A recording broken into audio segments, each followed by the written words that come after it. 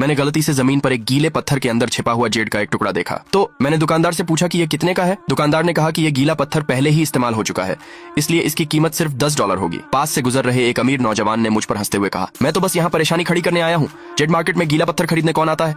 मैंने जवाब दिया कि पत्थर के अंदर जेड है। इस दौरान नौजवान मास्टर इतनी जोर से हंसा कि वह सीधा खड़ा नहीं हो सका। फिर मुझे ये दिखाने के लिए कि असली जेमस्टोन गैम्बलिंग कैसी होती है, उसने $10,000 का एक कच्चा पत्थर उठाया और पूरे भरोसे के साथ दावा किया कि इसमें जरूर जेड है। जल्द ही पत्थर को काटा गया और अंदर सच में कम से कम $7 लाख का एक दुर्लभ टोपाज था। अमीर नौजवान मेरे सामने शेखी बघाड़ने लगा और कहने लगा कि मैंने जो पत्थर उठाया है उसमें जेड हो ही नहीं सकता। गुस्से में मैंने उससे शर्त लगाई, जो भी पत्थर ज्यादा कीमती होगा वह जीत जाएगा और हारने वाला दूसरा पत्थर 10 गुना कीमत पर खरीदेगा। अमीर नौजवान ने पूरे भरोसे के साथ हाँ कर दी। मैंने वर्कर से उस गीले पत्थर को कटवाया, लेकिन कोई जेड नहीं मिला। भीड़ मुझ पर हंसी और अमीर नौजवान ने मुझसे कहा कि जल्दी से हार मान लो। और $7 मिलियन की शर्त कैसे लगानी है ये सोचो। मैं शांत रहा, एक पेन लिया और पत्थर पर एक लाइन खींची और वर्कर से कहा कि वह उसके साथ काटे। नतीजों ने सबको चौंका दिया। गीले पत्थर के अंदर कम से कम $3 मिलियन का टॉप ग्रेड का इंपीरियल ग्रीन जेड था। अमीर आदमी को यकीन नहीं हुआ, लेकिन अपने परिवार की इज्जत बचाने के लिए उसे $30 मिलियन देने पड़े। जल्द ही मैं जीती हुई रकम लेकर अपने काम की जगह पर लौट आया, लेकिन मैं बहुत ज्यादा उत्साहित था और गलती से एक फूलदान टूट गया। मेरे बॉस ने शोर सुना और बाहर आकर देखा, वह वहीं हैरान रह गया। ये फूलदान पहले ही एक टाइकून ने रख लिया था।